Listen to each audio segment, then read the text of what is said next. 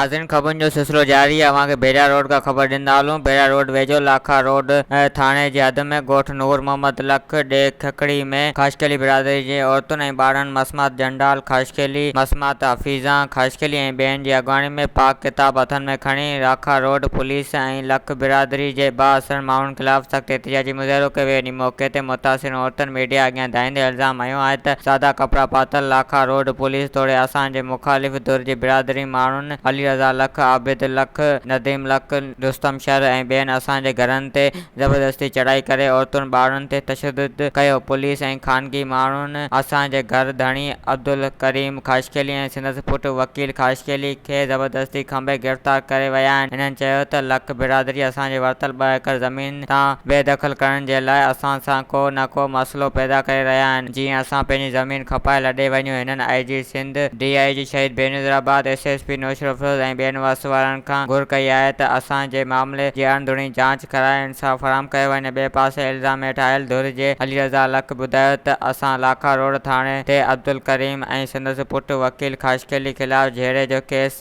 28 अक्टूबर ते दाख़िल करायो आहे, जंहिं ते पुलिस खेनि अॼु गिरफ़्तार करे वई आहे ऐं असां संदसि घरनि खे बाहि न ॾिनियूं आहिनि। वधीक ख़बरुनि ऐं तफ़सील जे लाइ विज़िट कयो असांजी वेबसाइट awami news hd.com ऐं ॾिसंदा रहो अवामी न्यूज़ HD।